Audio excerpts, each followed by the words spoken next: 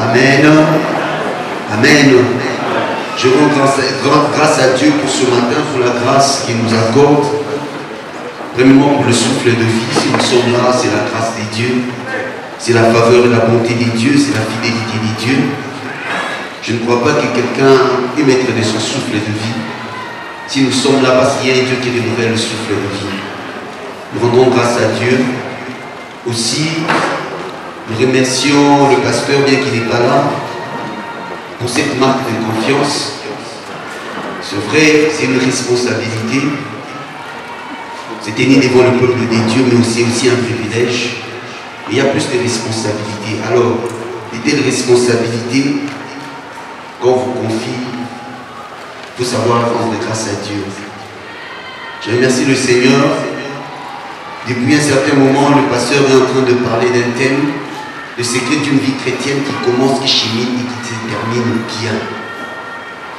Ça fait déjà, il a déjà parlé des 4 points. Le premier point pour vivre une vie chrétienne qui commence, qui chemine et qui se termine bien, c'était garder sa conscience pure. Deuxième point, c'était s'entourer des personnes, des valeurs. Troisième point, c'était s'aimer et s'attacher à la maison des dieux. Quatrième point, c'était la connaissance du prix d'un disciple. Il faut être prêt à payer le prix de ce disciple. Le dimanche passé, ce pasteur Roland qui nous a nourris, il nous a parlé de l'autre femme vertueuse, mais peu connue. Mais aujourd'hui, le Seigneur m'a mis à cœur.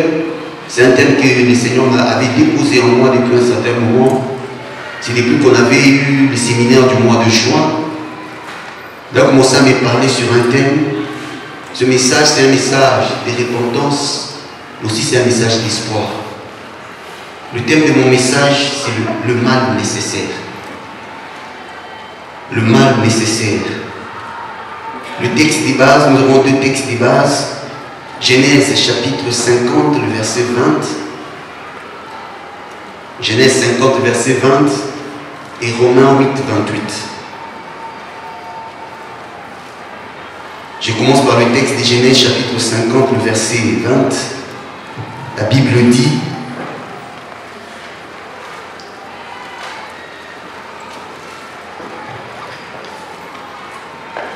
vous avez médité de vous faire du mal. Dieu l'a changé en bien pour accomplir ce qui arrive aujourd'hui, pour sauver la vie à un peuple nombreux. Ça c'est le premier texte. Ça c'est l'histoire de Joseph. Joseph, vendu par ce frère, se retrouve en Égypte. Dieu conduisant les circonstances, il se retrouve à la tête de l'Égypte. Mais Dieu avait promis. Dieu est passé, ses frères l'avaient vendu. Et quand il se retrouve à la tête, ses frères se retrouvent devant lui. Et tout ce que nous savons bien l'histoire, comment ça s'est passé. Mais à un certain moment, quand leur père est mort, Jacob est mort, ses frères commencent à se poser des questions. Ils croyaient que Joseph allait se venger. Mais ce texte est tiré de là. Joseph est en train de dire à ses frères: vous avez médité de me faire du mal, mais Dieu l'a changé en bien pour accomplir ce qui arrive aujourd'hui, pour sauver la vie à un peuple nombreux. Beaucoup de personnes se retrouvent en ces lieux. Ils ont connu le mal, mais Dieu sait conduire les événements. Le deuxième texte, c'est Romains chapitre 8, le verset 28. La Bible dit: nous savons du reste que toute chose concourt au bien de ceux qui aiment Dieu, de ceux qui sont appelés selon son dessein. Amen. Toute chose concourt au bien de ceux qui aiment Dieu. Ce texte, déjà, à partir de notre thème, nous voyons qu'il y a 2 termes essentiels. Il y a le terme mal et le terme nécessaire. Qu'est-ce que le mal? Nous allons définir le mal. Le mal, c'est ce qui est contraire à ce qui est bon. C'est ce qui est contraire à ce qui est bien. C'est ce qui est contraire à la vertu. C'est ce qui est condamné par la morale. Ça, c'est le mal. Première définition. Ce qui est contraire à ce qui est bon, ce qui est contraire à ce qui est bien, ce qui est contraire à la vertu, ce qui est condamné par la morale. Première définition. Deuxième définition du mal. C'est ce qui est susceptible de nuire, de faire souffrir, ce qui n'est pas adapté, ce qui ne convient pas. Ça, c'est la deuxième définition. Le mal est nuisible. Le mal, c'est ce qui fait mal, c'est ce qui fait souffrir. Troisième définition du mal. Le mal, c'est ce qui est inconvénient, ce qui ne convient pas, ce qui ne marche pas. Le mal, c'est ce qui cause des difficultés, des problèmes, ce qui perturbe. Ça, c'est le mal. Quatrième définition. Ça, c'est selon les philosophes, la quatrième définition. Le mal, c'est ce qui est universellement réprimé. Ce qui est universellement condamné. Mais, ce quatrième point par rapport aux philosophes, c'est discutable parce que définir d'abord la notion de l'universalité, ça pose problème. Aujourd'hui, souvent quand on parle de l'universel, on pense à l'Occident, alors que l'échelle des valeurs est en train de changer dans le monde. Ce qui était condamné hier n'est plus condamné aujourd'hui. Il y a des vices, des mœurs qu'on réprimait hier. Aujourd'hui, on est capable de prendre des textes d'histoire. Je parle par exemple de l'homosexualité. Alors parler que ce qui est universellement réprimé n'auront pas vraiment une bonne échelle des valeurs. La bonne échelle des valeurs, nous en tant qu'enfants de Dieu que nous avons établi, c'est la parole de Dieu. C'est ça notre référence, c'est le référentiel sur lequel nous nous posons. Alors nous allons dire que le mal, c'est ce qui est condamné, ce qui est réprimé par la parole de Dieu. Cinquième définition, le mal, c'est ce qui est mauvais, ce qui est nuisible, ce qui est désavantageux, ce qui est préjudiciable. Le mal cause la douleur. Cette douleur peut être physique, cette douleur peut être mentale, la douleur peut être spirituelle. Le mal, c'est ce qui est répugnant, c'est ce qui cause le chagrin, c'est ce qui cause des dommages ou des pertes. C'est ça le mal. Personne n'a jamais aimé le mal. Mais souvent nous nous retrouvons dans le mal. C'est ça le mal. Deuxième terme à définir, c'est ce qui est nécessaire. Nous parlons du mal nécessaire. Ce qui est nécessaire se dit d'une condition, d'un moyen dont la présence ou l'action rend possible un but ou un effet. Ça rend possible un but ou un effet. Deuxième définition de ce qui est nécessaire, c'est ce dont l'existence, la présence est requise pour répondre à un besoin, au fonctionnement de quelque chose. Troisième définition de ce qui est nécessaire, c'est la chose dont on ne peut se passer. La chose dont on ne peut se passer, c'est ce qui est nécessaire.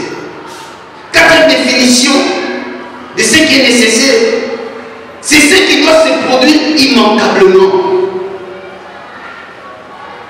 Ce qui est nécessaire, ce n'est pas ce qui est idéal.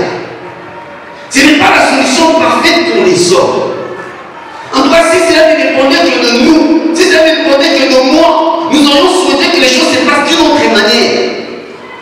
Mais il y a une nécessité, on n'a pas de choix, ça s'impose à nous. C'est pour cela que Dieu nous a mis à cœur de se parler de ce thème. Beaucoup de personnes se trouvent dans des situations où ils ont mal, des situations de douleur. Quelque chose s'est imposé à eux. Ils n'avaient pas de choix. C'est ça ce que Dieu nous a mis à cœur. Mais je voudrais dire une chose par rapport au mal. Dans le mal, il y a deux pôles qui s'opposent. Il y a ceux qui causent le mal et ceux qui subissent le mal. C'est là que nous allons parler des bourreaux et des victimes. C'est les deux pôles opposés. Mais j'aimerais dire encore une chose par rapport au mal. Peu importe le pôle dans lequel on se retrouve, le problème avec le mal, c'est la gestion de ce qui arrive. Amen. Que vous soyez du côté du bourreau, peut-être il nous est arrivé de faire du mal à quelqu'un. Peut-être il nous est arrivé de subir le mal, de subir le choc d'une autre personne. Mais le problème se situe au niveau de la gestion. Amen. Alors, c'est là que nous allons situer notre message. Mais aujourd'hui, Dieu nous a mis à cœur, nous allons parler du premier pôle. Je veux parler des bourreaux. Ceux qui ont causé le mal à autrui. Je crois que la deuxième partie, on en parlera plus tard. Mais je ne crois pas qu'on en parlera aujourd'hui. La Bible nous donne plusieurs exemples de personnes qui ont fait du mal aux autres. De plusieurs personnes qui ont été responsables de causer la douleur, le chagrin dans le cœur de plusieurs. Le premier exemple dans la Bible, c'est Caïn. Il a tué son frère. Le deuxième exemple, c'est même le texte de base que nous venons de lire, les frères de Joseph. Le troisième exemple que nous pouvons voir dans la Bible, que moi j'ai trouvé, c'est Pierre. Il a renié Jésus. Il a trahi. Et le quatrième exemple, c'est là même que nous allons situer notre message. C'est Bathsheba. Nous parlerons plus de cette femme, Bathsheba. Qui est Bathsheba? 2 Samuel chapitre 11, le verset 2 à 5. Un soir, David s'éleva de sa couche et comme il se promenait sur le toit de la maison royale, il aperçut de là une femme qui se baignait et qui était très belle de figure. David fit demander qui était cette femme et on lui dit, n'est-ce pas Bathsheba, fille d'Eliam, femme d'Uri le Héthien? Et David envoya des gens pour la chercher. Elle vint vers lui, il coucha avec elle. Après s'être purifiée de sa souillure, elle retourna dans sa maison. Cette femme devint enceinte et elle fit dire à David, je suis enceinte. Amen. Nous connaissons, ceux qui sont lecteurs de la Bible connaissent cette histoire. L'histoire de David. David a pris la femme d'un de ses soldats. David a couché avec elle. Un péché a été commis, la femme se retrouve enceinte. David va organiser un coup pour faire assassiner ces messieurs. Ce monsieur s'appelait Uri. Et à partir de ce qui a été fait, David voulait camoufler l'affaire. Mais Dieu connaissait ce qui se passait. Dieu va envoyer le prophète Nathan pour dire à David l'histoire où il y avait un homme riche qui avait beaucoup de biens. Mais cet homme a reçu un invité. Cet homme, il a laissé toute sa richesse. Il est allé prendre chez un pauvre qui n'avait qu'une seule brebis pour servir à son invité. Mais non, David s'énerve. Il dit cette personne doit subir une sanction. Nathan était un homme sage. Il dit à David, cet homme c'est toi. Tu as pris la femme d'Uri. C'est comme ça que le malheur va arriver. Donc Bathsheba se représente sous trois formes. Première forme de Bathsheba. Bathsheba, c'est la femme d'Uri, soldat de David. Un homme d'Israël, un homme qui aimait Israël. Cette femme a commis l'adultère avec David. Puis elle est tombée enceinte pour camoufler l'affaire avec David. Ils étaient complices. Ils ont fait assassiner. Elle a été la base d'un malheur. Elle est David. Deuxième image de Bathsheba, c'est Bathsheba, la femme de David. Après la mort d'Uri, David a récupéré cette femme. Troisième image de Bathsheba. Bathsheba, c'est la mère de Salomon. Amen. 1 Roi chapitre 2, le verset 19 dit, Bathsheba s'est rendue auprès du roi Salomon pour lui parler en faveur d'Adonijah. Le roi se leva pour aller à sa rencontre. Il se prosternant devant elle et s'assit sur son trône. On plaça un siège pour la mère du roi. Elle s'assit à sa droite. Amen. Bathsheba. Ici, nous voyons l'histoire d'Adonijah, ceux qui lisent la Bible. David avait plusieurs enfants. Un des enfants que David avait s'appelait Adonijah. Un enfant, depuis qu'il est né, son père ne l'avait jamais reproché de quelque chose. Et vu l'évolution des affaires, David déjà avait dit que c'est Salomon qui devait le succéder. Mais Adonijah était prétentieux. Il s'organise avec Joab et un sacrificateur. On va introniser Adonijah alors que David était encore vivant. Et quand l'affaire se faisait, c'est là que Nathan va voir, on en parlera plus tard. Et quand Salomon va devenir roi, elle va prendre un trône à sa droite, elle va faire asseoir sa mère. Amen. C'est là que la réflexion, Dieu a commencé à me faire réfléchir sur cette femme.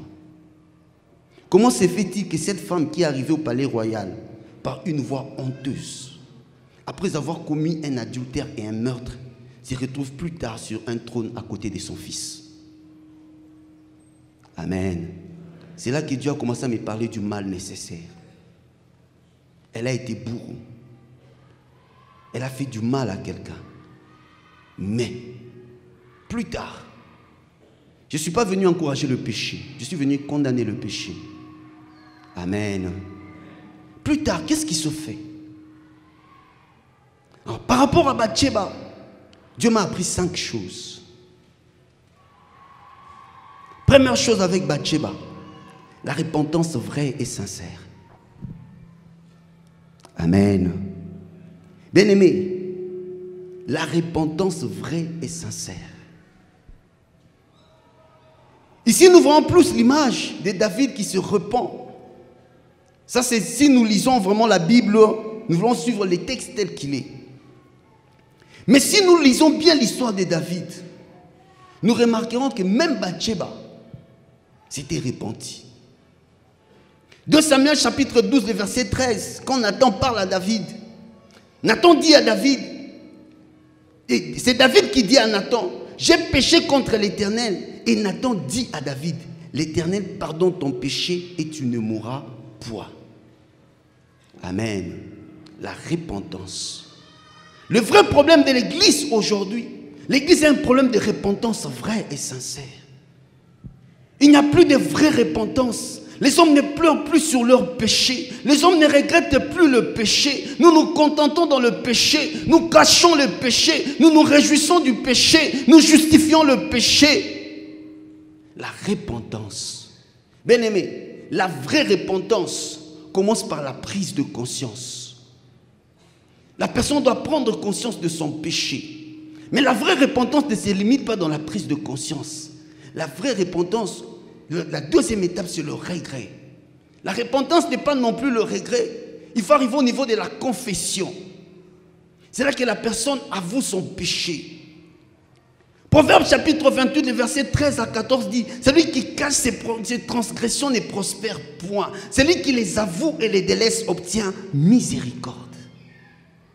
La confession, combien confessent, combien disent à Dieu leur péché, combien le regrettent avec tout leur cœur.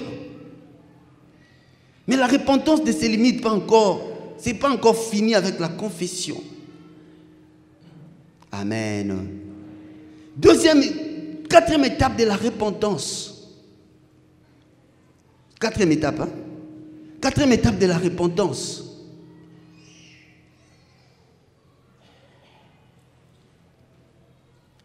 Amen.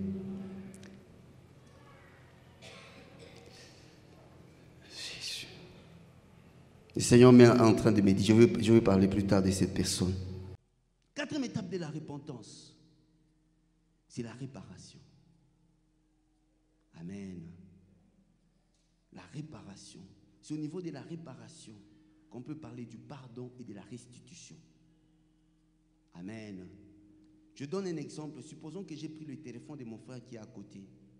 Je dis que j'ai confessé à Dieu alors que je garde le téléphone. Est-ce que je me suis repenti? Amen. C'est là. Beaucoup se limitent à Dieu. Nous réparons avec Dieu. Mais tant que tu n'as pas réparé avec la personne à qui tu as causé du tort, tu ne t'es pas repenti.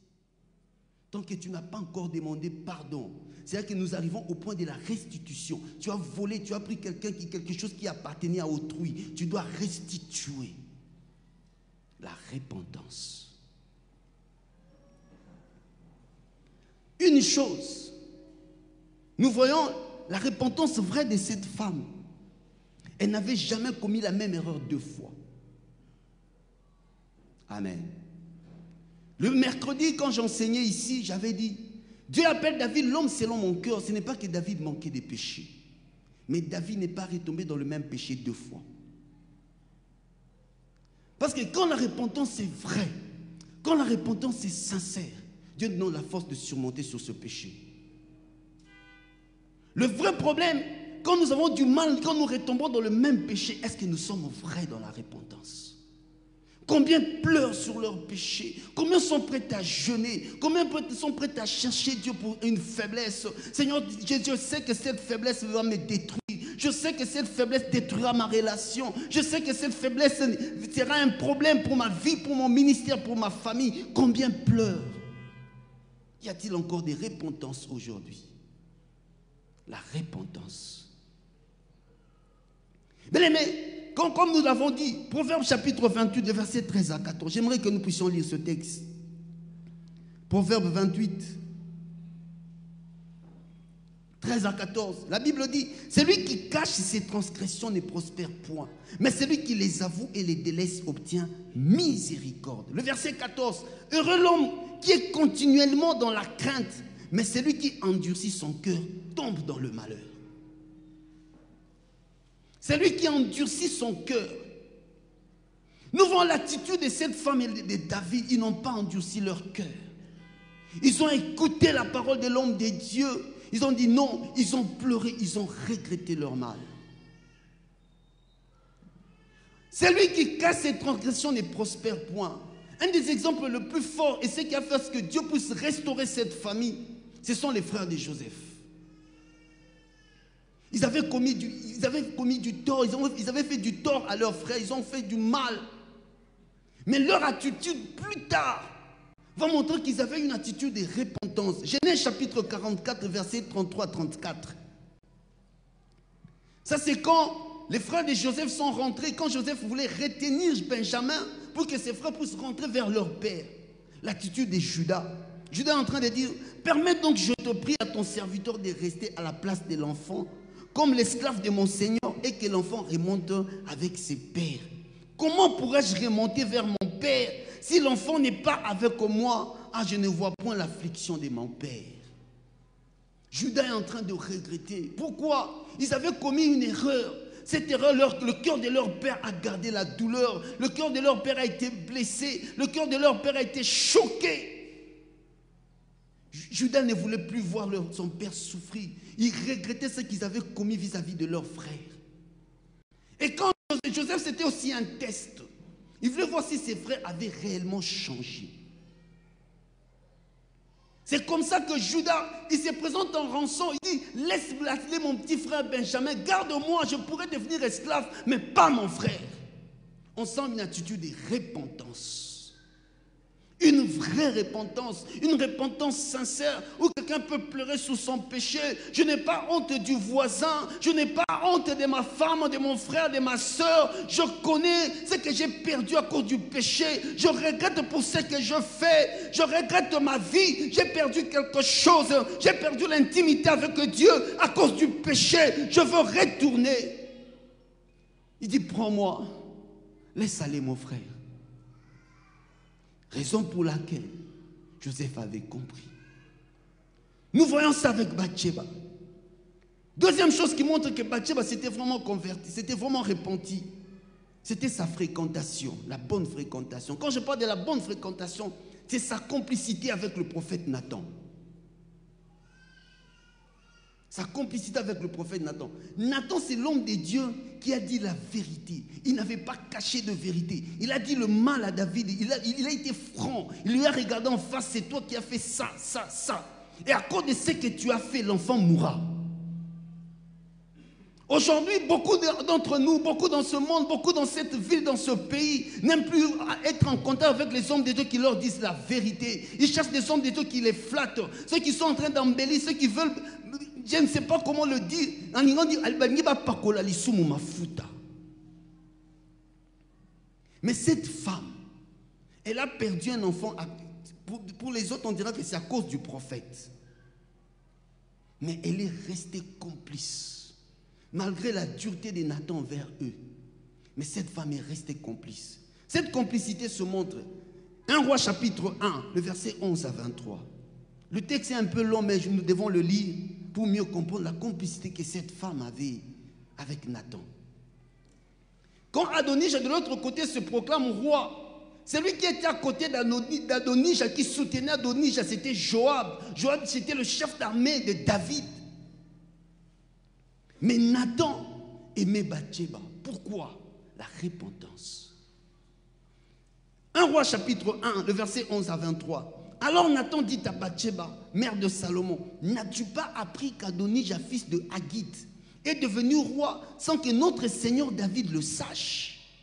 Viens donc maintenant, je te donnerai un conseil afin que tu sauves ta vie et la vie de ton fils Salomon. Va, entre chez le roi David et dis-lui, oh mon roi, mon Seigneur, n'as-tu pas juré à ta servante en disant, Salomon, ton fils régnera après moi, et il s'assiera sur mon trône? Pourquoi donc Adonijah règne-t-il? Et voici, pendant que tu parleras là avec le roi, j'entrerai moi-même après toi. Je compléterai tes paroles. Bathsheba se rendit dans la chambre du roi. Il était très vieux et Abishag, la Sunamite, le servait.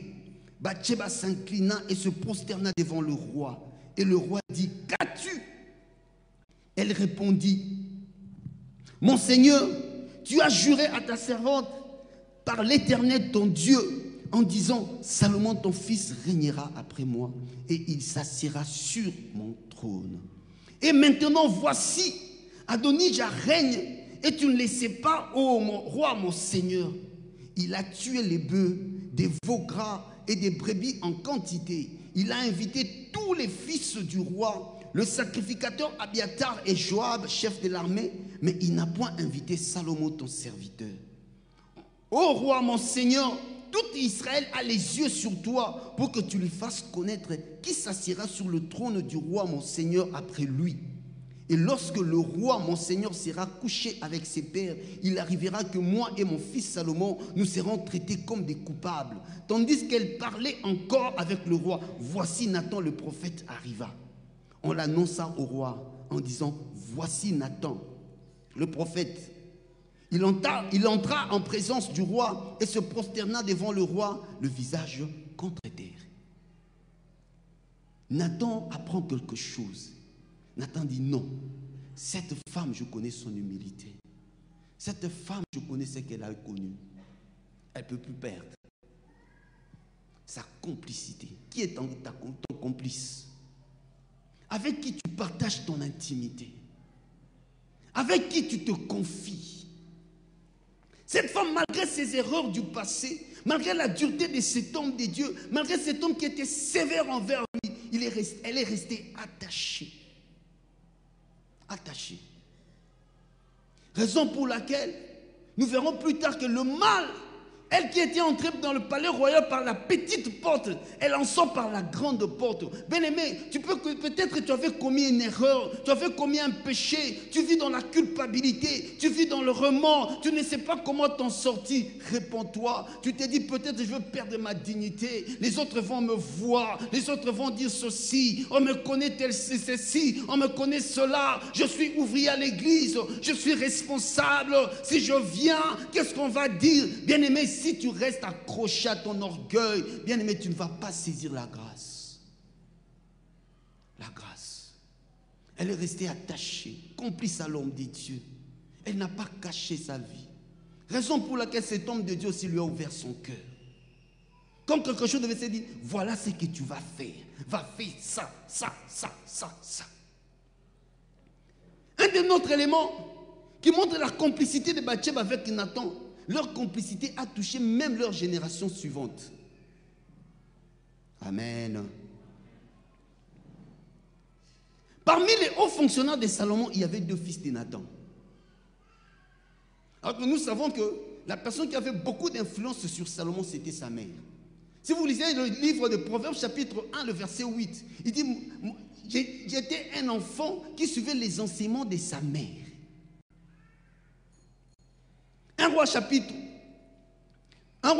4, le verset 5. Deux fils de Nathan.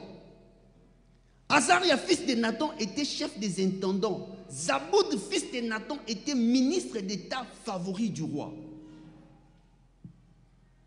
Comment se fait-il que c'est les fils de Nathan, Nathan qui était complice à la mère de Salomon? Amen. Bien-aimé, ta vraie repentance peut toucher les générations futures.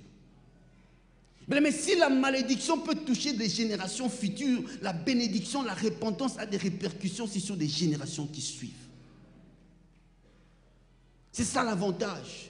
Cette femme, à cause de son attachement, on voit que même les enfants de l'homme de Dieu ont joui de la faveur. Elle n'a pas oublié cet homme de Dieu, malgré qu'elle avait perdu un enfant. Mais pour la repentance, tu perdras quelque chose. Il va falloir que tu cèdes. Il va falloir des fois que tu puisses capituler, que tu puisses reculer en arrière, que tu puisses céder à certaines histoires, parce que tu veux entretenir une relation avec Dieu.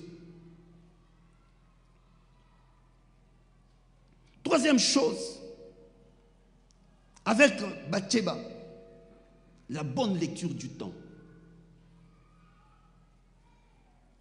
La bonne lecture du temps.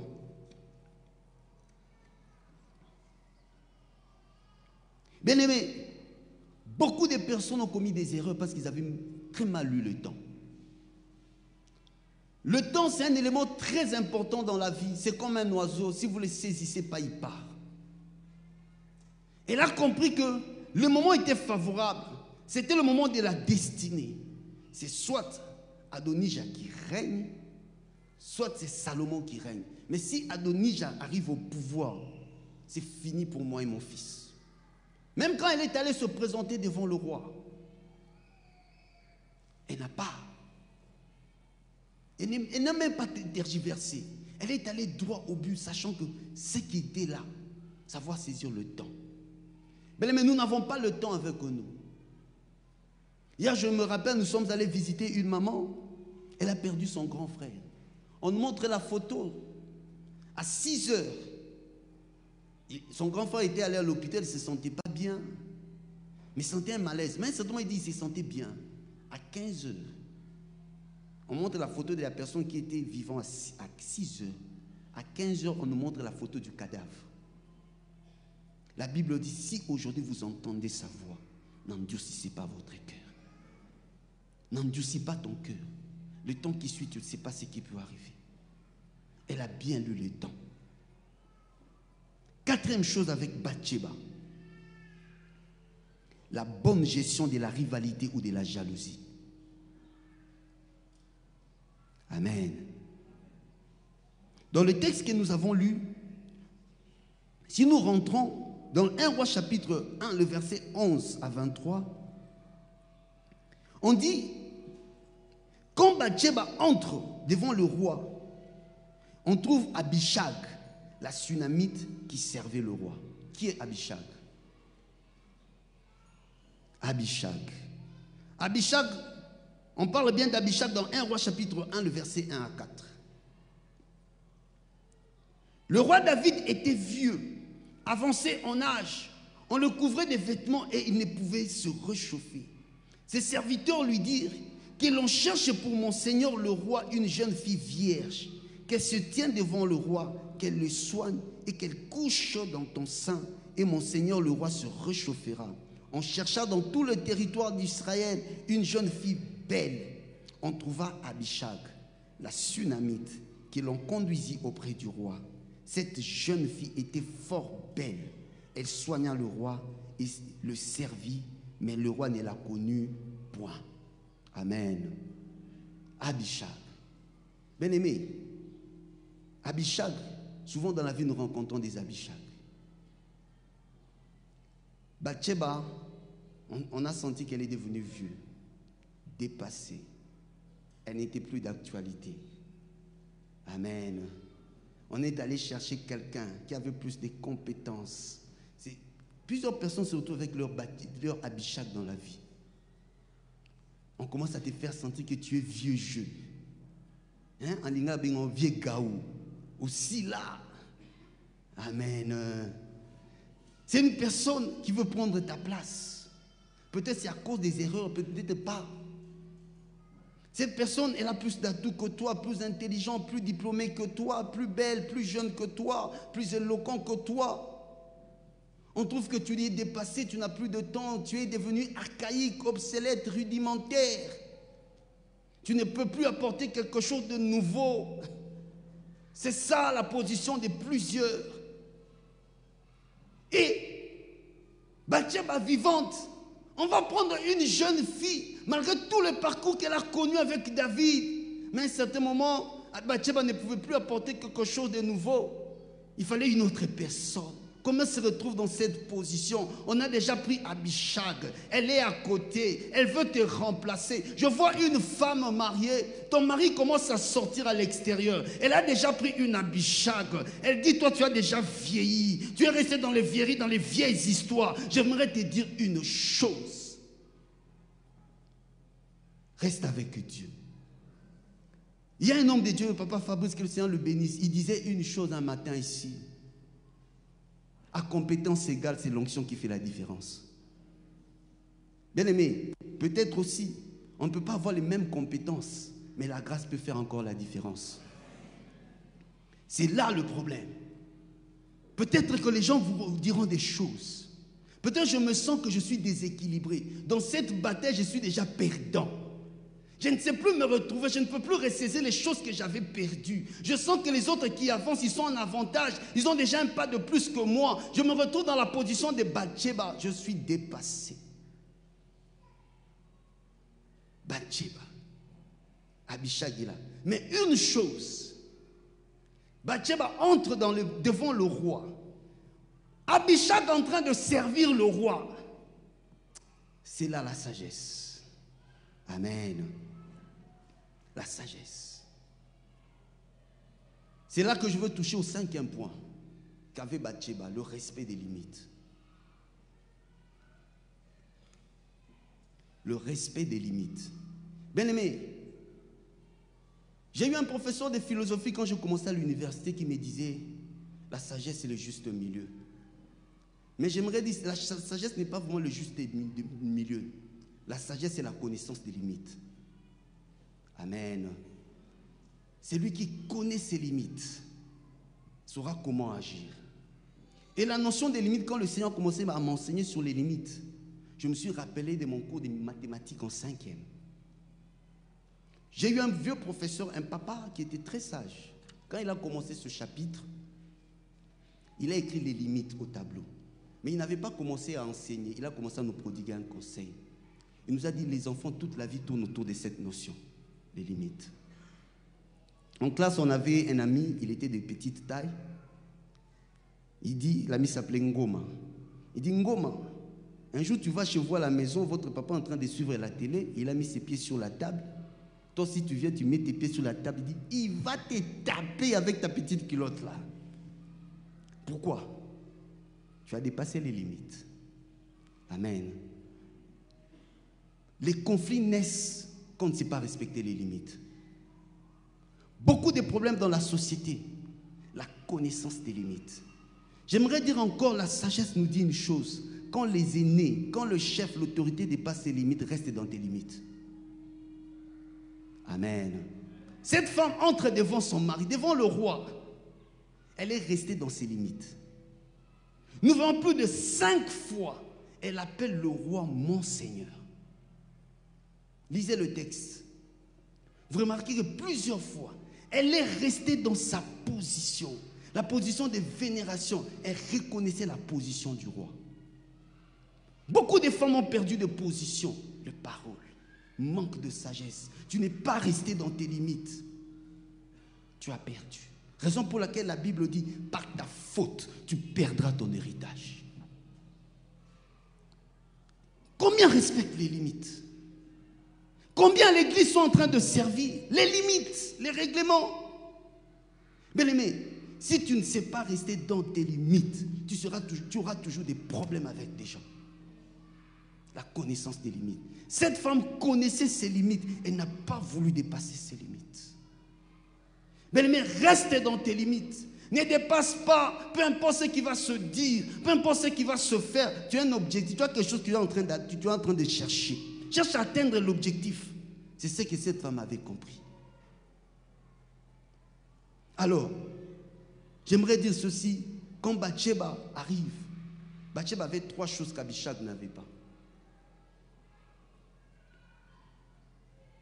La première chose que Bathsheba avait, c'était la promesse. La promesse. La deuxième chose, c'était le serment. La troisième chose, c'est l'expérience. Amen. la promesse. Elle entre devant le roi. Elle entre avec la promesse. Tu avais dit. Tu avais dit. Elle a compris que j'avais perdu. J'ai commis des erreurs. J'aimerais dire une chose. Bathsheba n'était pas la seule femme de David. David a eu des femmes. Une femme comme Abigail, la femme de Nabal. Cette femme était réputée être une femme sage. Comment ce n'est pas le fils d'Abigail qui est promu roi? C'est le fils d'Abishag. Mais si tu agis bien, tu relèveras le visage. C'est ce que Dieu disait à Caïn quand son sacrifice a été rejeté. Mais Caïn n'avait pas bien agi. Raison pour laquelle j'aimerais dire une chose. Oui, tu t'es retrouvé, tu as péché. Oui, tu t'es retrouvé, tu as commis des erreurs. Oui, tu t'es retrouvé, tu as fait des fautes. Aujourd'hui, tu es en train de subir les conséquences de ces erreurs. Mais par ces conséquences, tu peux relever la tête. L'histoire de ta vie peut changer. Il suffit juste de comprendre. Il suffit juste de réaliser, de réfléchir sur les événements. La situation peut changer. Raison pour laquelle Joseph est en train de dire, vous avez voulu me faire du mal. Vous avez cherché à me faire du mal. Mais Dieu a changé le mal en bien.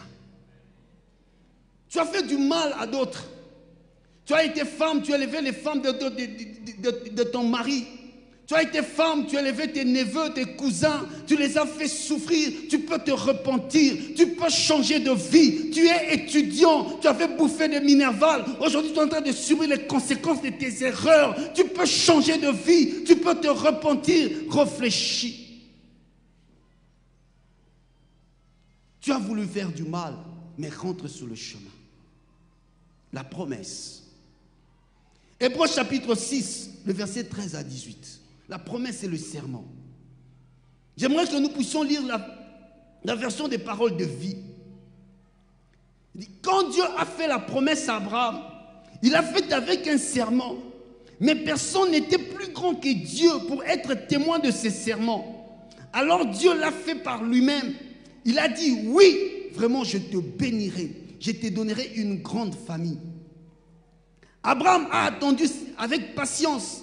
Il a reçu ce que Dieu l'avait promis. Quand les gens font un serment, ils ont besoin d'un témoin plus grand qu'eux. Le serment rend leur parole sûre. Et ainsi, on ne peut plus dire le contraire.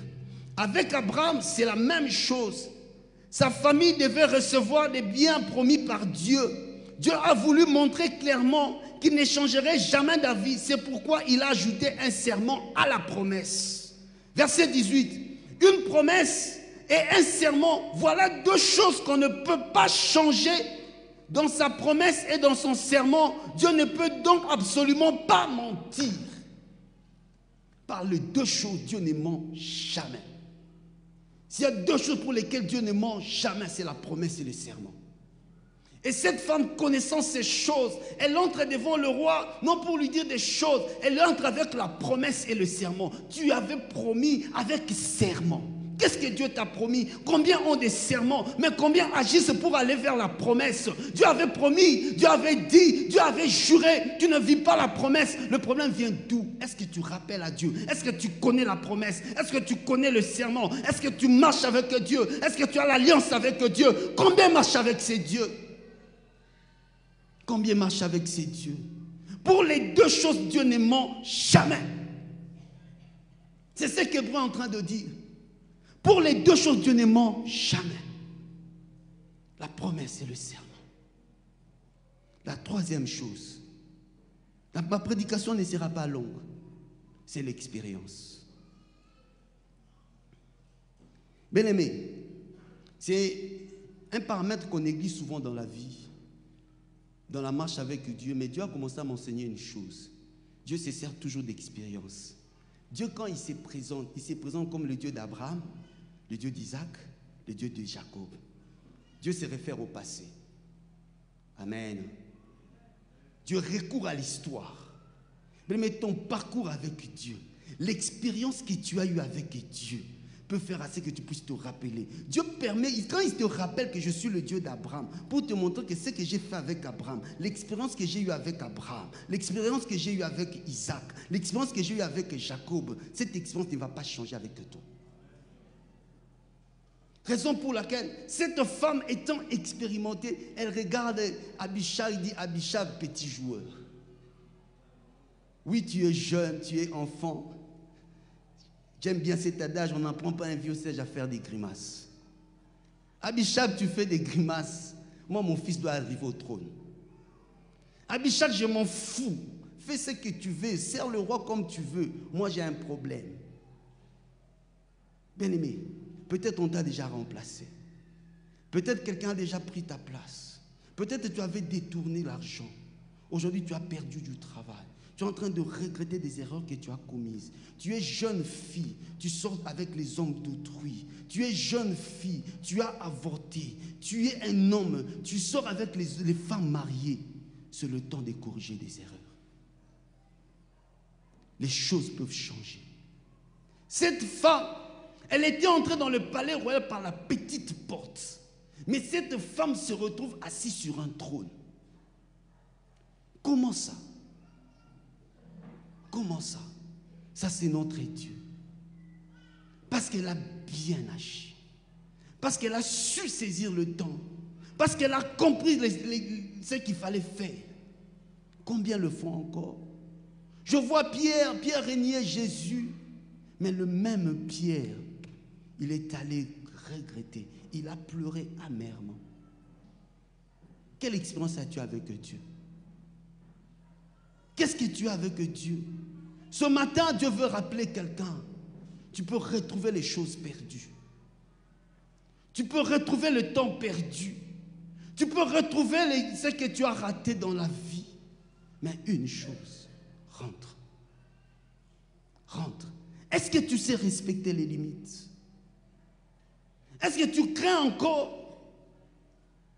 Ou bien toi, tu ne tiens même plus compte des limites? Tu vois déjà que ta vie est gâchée, tu vois déjà que ta vie est ratée. Tu n'as plus à espérer, tu ne peux plus compter. Tu dis, moi j'ai déjà fini, ma vie est déjà gâchée. Mais tu peux changer. Ce n'est pas le problème d'où tu es sorti. Je grandis avec un jeune. Cet ami me disait, non, nous, notre famille, tout ça, on a train dit, toi, trésor, tengama. Non, il dit, parce que chez eux, le papa a déjà gâché sa vie, leur aîné. Il n'a foutu rien. Ses grandes sœurs, nulles. Et lui dit, lui, il est dans le même train. Donc, c'est lui qui a la tête, c'est papa. Les autres instants de subir juste les conséquences des papas. Moi, je ne suis pas dans le train des papas. Si papa, lui, il a raté sa vie, moi, je ne suis pas obligé de rater. La vie n'est pas un train. À un certain moment, chacun est responsable de sa vie. Les erreurs d'autrui, je ne peux pas les subir. Je corrige mes erreurs. Ce matin, c'est le temps de corriger les erreurs du passé. C'est le temps de mettre fin à une histoire du passé et de commencer une nouvelle vie avec Jésus. Ce matin, c'est un matin de résolution ferme. Ce matin, c'est un matin de décision. Tu dois te décider. Tu dois te décider. Et quand Dieu m'a donné ce message, il y a une vieille chanson qui montait en moi. Oui, c'est aujourd'hui que Jésus t'appelle. Ça fait si longtemps qu'il veut te sauver. Oui, c'est aujourd'hui que Jésus t'appelle. Ça fait si longtemps qu'il veut te sauver. Te sauver, mon âme. Jésus veut te sauver, mon ami, viens à lui. Ta vie est chargée des temps, des problèmes que tu n'as jamais trouvé la réponse. Ta vie est chargée des temps, des problèmes, ça fait si longtemps. J'ai sauvé mon âme.